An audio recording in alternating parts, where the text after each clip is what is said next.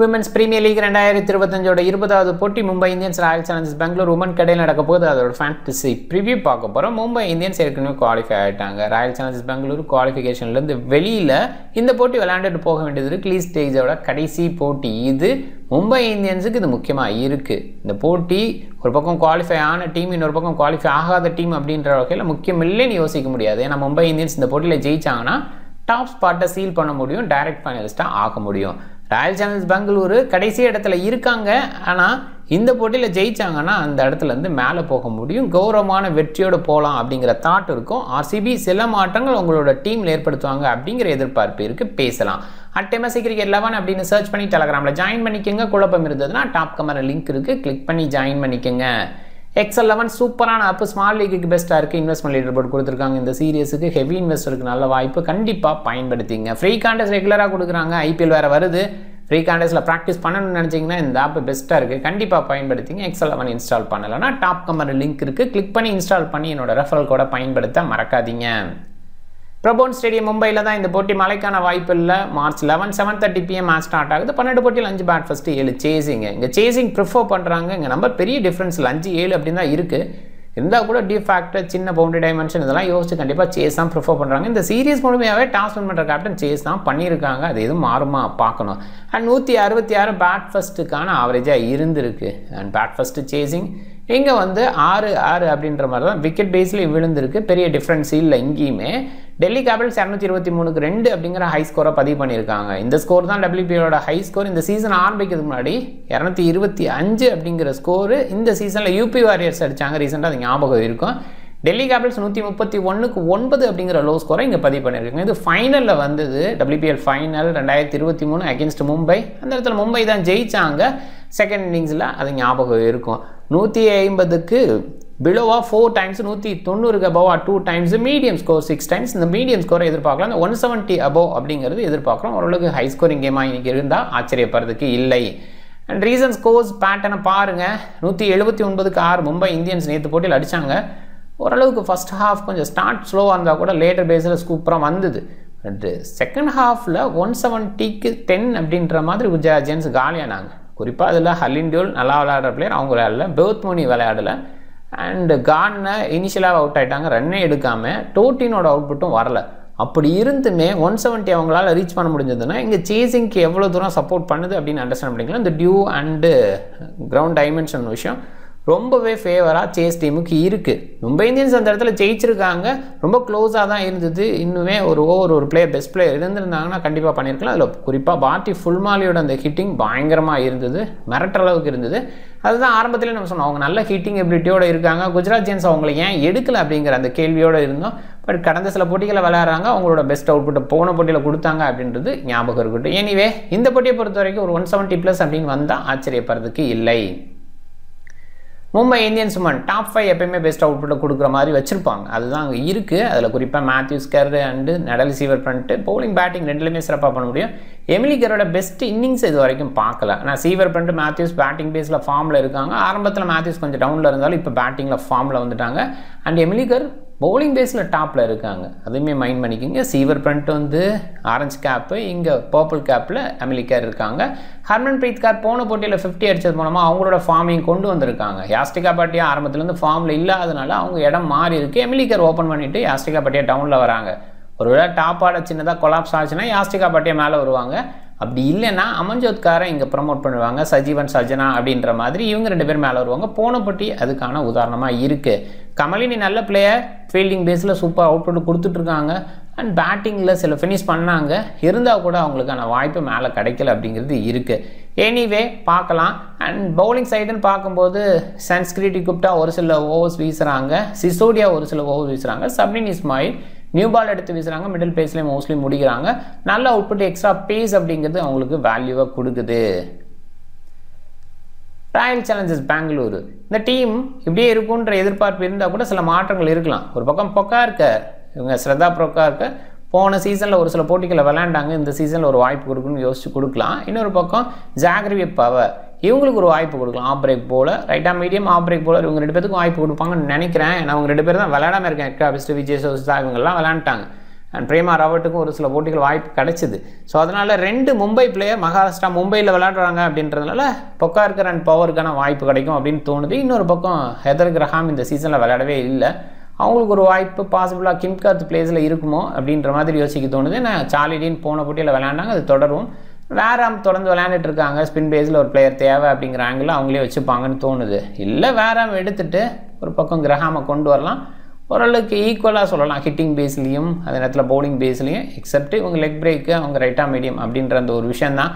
But கீப்பரை up to the stump வச்சு வீச முடியும் பவுலிங்கில் ஹெதர் கிரஹாம், அதனால் அவங்கள உள்ளே கொண்டு வந்து வேராமை கூட வெளியில் வைக்கலாம். பட் என்ன பண்ணுவாங்கன்னு பார்க்கணும். மோஸ்ட்லி கிம்காத் தொடர்ந்து விளையாடுறதுனால அவங்கள வெளியில் வச்சுட்டு கிரஹாமை வச்சுக்கலாம், பேட்டிங் ஆர்டரில் கிரஹாமுக்கு மேலே அனுப்பலாம் அப்படிங்கிற ஒரு விஷயம் இருக்குது. ஸோ ஒரு பாயிண்டில் நிறைய நேரங்களில் கனிகா ஆகுச்சா ஓகே கண்டிப்பாக ஹிட் பண்ணுறாங்க, ஆனால் ஹிட்டிங் பேஸில் இருக்க பிளேயர்ஸை கொஞ்சம் மேலே அனுப்பலாம். சில குறைகள் வந்து ஸ்மிருதி மந்தானா கிட்டேருந்து இருக்குது. ஸ்மிருதி மந்தானா கன்சிஸ்டண்டாக பேட்டிங் விளையாடலை அப்படின்றது இருக்குது. அண்ட் ஆரம்பத்துலேருந்து இந்த டீமுக்கு இருக்கிற மைனஸ், முதல் 2 போட்டிகள் ஜெயிச்சாங்க அப்படின்னா கூட அங்கே வந்து உங்களோட டாஸ் ஃபேவர் அப்படிங்கிற ஒரு விஷயம் அவங்களுக்கு அமைஞ்சுது. நிறைய டியூ இருந்தது, ஓவராலாக பேக் எண்டில் பேட்டர்ஸ் ஹிட் பண்ணாங்க, ஜெயிச்சாங்க அப்படின்ட்டு இருந்தாலும் இந்த டீமுக்கு இருக்கிற மைனஸு அவங்களோட முன்ன இருந்த பிளேயர்ஸ் எல்லாமே இல்லை, ஒரு செட்டில்டு யூனிட்டாக ஃபீல் பண்ண முடியல, அதனாலே அவங்க தோத்தாங்க அப்படின்னு சொல்லணும். குறிப்பாக அவங்களோட ஹோம் மேட்சஸ் எல்லாத்துலேயுமே தோற்றுருக்காங்க. இன்றைக்கி என்ன மாற்றங்கள் செய்வாங்க ஆன் டைமில் பார்த்துக்கலாம். அண்டு டாப் ஆர்டரில் சப்னினி மேக்னா சூப்பரான பிளேயர், இன்டர்நேஷ்னலுக்குலாம் விளையாண்டுருக்காங்க, ஆனால் அவங்களுக்கு ப்ரையாரிட்டி கொடுக்காம டேனி வேட்டு தொடர்ந்து இருந்தாங்க.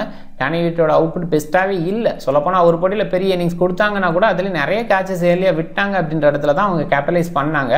மேக்னா இந்த ஃபார்மெட்டில் நல்லா விளையாண்டுருக்காங்க, ஸோ அந்த வகையில் பயன்படுத்தியிருக்கலாம் அப்படின்னு தோணுது. எனிவே மேக்னா போன போட்டியில் நல்லா ஸ்டார்ட் கொடுத்துருக்காங்க, அதை கண்டினியூ பண்ணுவாங்கன்னு நினைக்கிறேன். ஸ்மிருதி மந்தானா லீட் பண்ணுறாங்க, டீசெண்டான லீடிங், பட் இன்னுமே பெஸ்ட்டாக பண்ணலாம். பெரி, பெஸ்ட்டு, கோஸு இவங்களாம் மிடில் பேஸில் ஓரளவுக்கு விளையாடுறாங்க. குறிப்பாக பெரியோட அவுட்புட் பேட்டிங்கில் சூப்பராக இருக்குது, பவுலிங் பேஸில் இன்னுமே ஷோ பண்ணலை.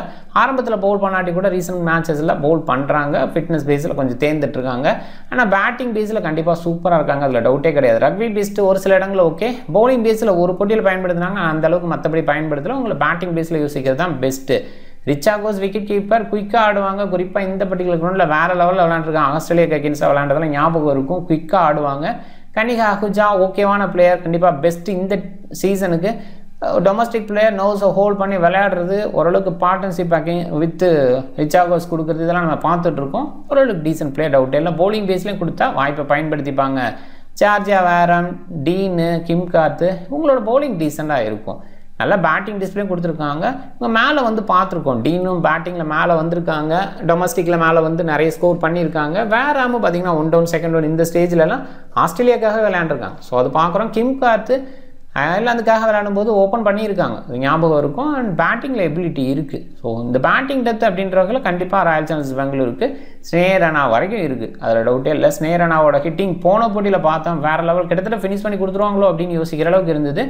ரேணுகா சிங் ரைட்டா மீடியம், நல்ல பவுலிங், நியூ பாலில் வீசுகிறாங்க, ஓரளவுக்கு குவாலிட்டி இருக்குது, கண்டிப்பாக குவாலிட்டி பவுலர், அதில் டவுட்டே இல்லை. கண்டிஷன் எப்படி அவங்கள மாற்றி கொடுக்க போகுது, அவ்வளோவா போன போட்டியில் பேஸருக்கு இனிஷியல் ஸ்விங் எல்லாம் கிடைக்கல. அதே மாதிரி ட்ராக்கோ இல்லை அதே ட்ராக்கோ கொடுத்தா அங்கே தான் யோசிக்கிற மாதிரி இருக்கும். ரெண்டு டீமை கம்பேர் பண்ணும்போது ஆப்வியஸாக மும்பை சூப்பராக இருக்காங்க அப்படிங்கிறது தான். எங்கேயுமே கண்டிப்பாக டீசன்ட் டீம், அதில் டவுட்டே இல்லை. அவுட்புட் பேஸில் எப்படி வருது, வேறு இப்போ ஆரம்பத்தில் நிறைய ரன்ஸ் கொடுத்தாங்க, அவ்வளோ பேட்டிங் டிஸ்பிளே கொடுக்கல. அண்டு பேட்டிங் ஆரில் ஒரு சேஞ்ச் பண்ணி அவங்கள கொஞ்சம் மேலே அனுப்பலாம். ரக்வி பெஸ்ட் ரன்னு தான், பால் தான் ஆடுறாங்க. ஒரு ஸ்டேஜில் டாப் ஆர்டெல்லாம் கொஞ்சம் ஸ்டெபிலிட்டி கொடுத்துட்டாங்கன்னா அதுக்கப்புறம் வேறாம ரிச்சாகோஸ் இவங்களெல்லாம் ப்ரொமோட் பண்ணலாம். அந்த மாதிரி விஷயங்கள் மேனேஜ்மெண்ட் பண்ண மாட்டுறாங்க. கோச்சர் சைட்லேருந்து சின்ன ஐடியா கொடுக்கலாம், அந்த ஒரு விஷயம் பண்ணலை. பட் அது மும்பை இந்தியன்ஸ்ட பெட்டராக இருக்குது. டாப் 4 அதில் ஃபிக்ஸ் ஆகிக்கிறாங்க, அதில் பிரச்சனை இல்லை. அதுக்கப்புறம் அமன்ஜோத் கார், சஜ்ஜனா இப்படி போயிடுறாங்க. கமலினி கூட ஓரளவுக்கு ஹிட் பண்ணுவாங்க அப்படின்னா கூட யாஸ்டிகா பாட்டியா இல்லாமல் போன பட்டியில் அமன்ஜோத் கார் வந்தது ஞாபகம் இருக்கட்டும். ஸோ இந்த மாதிரி ஒரு விஷயத்தில் கண்டிப்பாக மும்பை டீசெண்டாக இருக்காங்க. அண்ட் ஓவராலாக பவுலிங் பேஸ்லேயும் ஸ்ட்ராங்காக இருக்காங்க. இன்டர்நேஷ்னல் பவுலர்ஸ் இருக்காங்க. அடிஷ்னல் சப்போர்ட்டுக்கு சின்னதாக பரவாயில்லைங்கிற அளவுக்கு சன்ஸ்கிரிட்டி குட்டாவோட பவுலிங் இருக்குது. அமன்ஜோத் காரோட பவுலிங் நல்லா இருக்குது. சிசோடியாவும் டீசெண்டாக பவுல் பண்ணுறாங்க. இந்த பேஸில் மும்பை கம்ப்ளீட் யூனிட்டாக இருக்காங்க. பெங்களூர் கண்டிப்பாக டீசென்ட் யூனிட்டு, ஆனால் ஃபார்ம் பேஸில் ஒரு கன்சிஸ்டன்ட் இல்லாத பிளேயர்ஸ் வச்சிருக்கிற மாதிரி இருக்குது. அதுதான் அங்கே மைனஸு. அண்ட் இங்கே சேஸ் பண்ணுற டீமுக்கான அட்வான்டேஜ் 1 செகண்ட் அதிகமாக இருக்குது. டிஃபேக்டர் எல்லா விஷயமே வந்து பார்த்திங்கன்னா சேஸ் பண்ணுற டீமுக்கு அட்வான்டேஜ் கொடுக்குற மாதிரி தான் இருக்குது. பவுலிங் ஆப்ஷன் ஹெவினா கூட மேத்யூஸு, எமிலிக்கர், பிரண்ட், இஸ்மாயில் அவங்க முழுமையான ஓவர் வீசுவாங்க. சீவர் பண்ணி இஸ்மாயில் எண்ட் ஓவரில் வரதுக்கு வாய்ப்பு இருக்குது. இஸ்மாயில் முழுமையாக மேக்ஸிமம் முடிச்சிடறாங்க. இப்போ ரீசெண்டாக பார்க்கும்போது மேத்யூஸ் அண்டு சீவர் பண்ணிட்டு தான் அதிகமாக இண்டோருக்கு வர்றாங்க. அண்ட் இந்த சைடுன்னு பார்க்கும்போது கனிகா அஹூஜாவுக்கு ஓவர் அவ்வளோவா கொடுக்குறதில்ல. பெரிய வந்து ஓவர் வீச ஆரம்பிச்சதுக்கப்புறம் அண்ட் வேராம, டீனு, கிம் காத்து, ஸ்னேரனா, ரேணுகா சிங். இதில் ஸ்னேரனாவோட ஓவர் கொஞ்சம் குறையுது. வேராம, கிம் காத்து, ரேணுகா சிங் அதிகமாக எதிர்பார்க்குறோம். இல்லை ஜாலி டீனோட ஓவரும் அதிகமாக இருக்கிறதுக்கு வாய்ப்பு இருக்குது. எண்டோரில் வந்து கூட வீசாவுக்கு வாய்ப்பு இருக்குது. கிம் காத்து ஒரு பக்கம் எண்டோர் கண்டிப்பாக வீசுவாங்க. ரேணுகா சிங் ஒரு சில நேரங்களில் எண்டோரில் வீசுகிறாங்க. அண்ட் சில நேரங்களில் ஜாலி டீன் எண்டோரில் வந்து வீச வாய்ப்பு.